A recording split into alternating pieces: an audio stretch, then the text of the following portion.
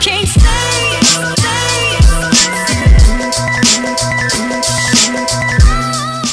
You get up feeling gratitude, if you get up feeling empowered, if you get up feeling whole, if you get up feeling unlimited, why would you worry about whether it was going to come or not? You would feel like it already happened. Stop saying, I can't do this is too much for me. Because every time you talk like that, all you do is make yourself weaker and weaker and weaker. You're like a magnet. And what comes out of your mouth will be attracted to your life, and you'll become it. My prosperous thoughts create my prosperous life. I am attracting miracles into my life. I am so happy now with my perfect life. That's how we should live our lives, waking up with the understanding to expect the unexpected, and something unusual should happen in our life as a result of our efforts. And it's just those beginning moments where it begins to happen that we begin to prove to ourselves how powerful we really are. We must not be negative. Just negative talk gets us in so much trouble. Life is not always going to make sense, but how we have to keep moving forward. How you can't let a season of mourning turn into a lifetime of mourning. I know that's not easy. I haven't been there, but I know living depressed and bitter is only going to pull you down and make it worse. But it's not enough to just have the mind involved. Thoughts are the language of the brain, and feelings are the language of the body. And how you think and how you feel creates a state of being. When you combine that clear intention with an elevated emotion, the freedom, the joy, the inspiration, the genuine love that you feel or gratitude from that experience, the moment you do that, your body, as the unconscious mind, begins to believe it's living in that future reality in the present moment. Now you're moving into a new state of being, into a new personality. And a new personality creates a new personal reality. Don't you know that when life gets better and better and better, it's always because you're forward looking? And by forward looking, we mean looking in the direction of that vibration that is emanated from you. Did you say thank you today? I think that's the most challenging form of spiritual discipline, is to live in gratitude. There'll be nothing ordinary about your inner life from that point on. Close your eyes and think positive thoughts. Whatever comes out of your mouth will begin to affect your life. You have power in your mouth. The power of life and death is in your tongue. I stand here in my greatness. I own my light. I own my brilliance. I am bold. I am courageous. I'm perfect in my imperfection. Every moment of every day, no matter where you are or what you're doing, you matter. It doesn't matter who raised you, you matter. It doesn't matter what they did, you matter. It matters what you do, because you matter.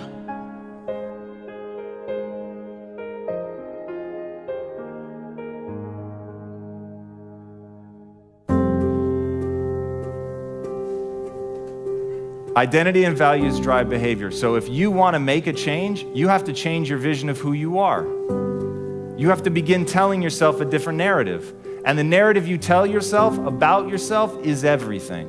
Too many people get trapped, believing they're powerless over their circumstances.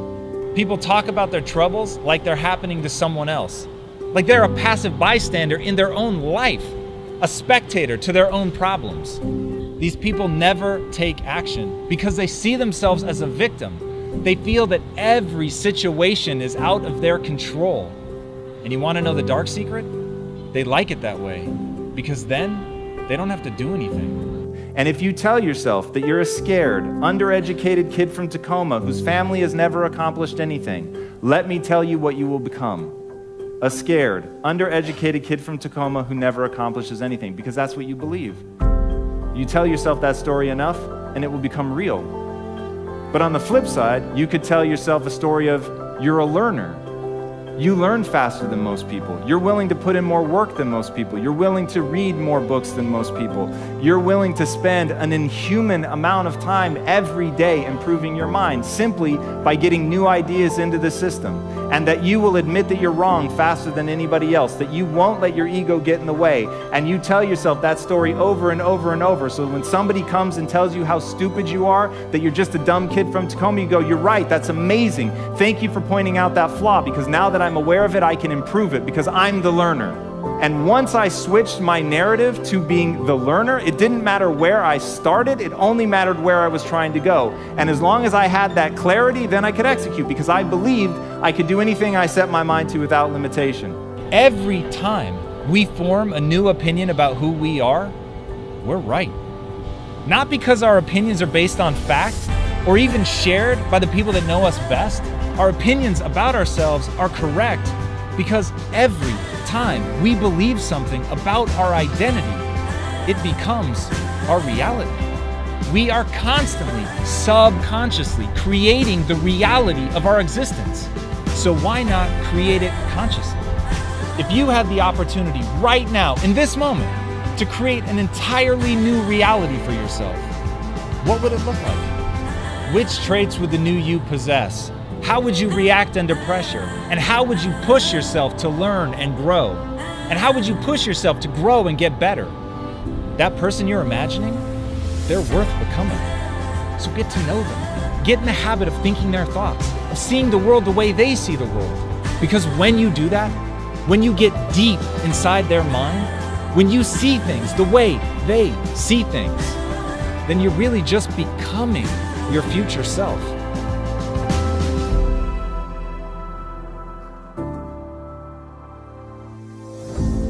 When you wake up in the morning, choose to be happy.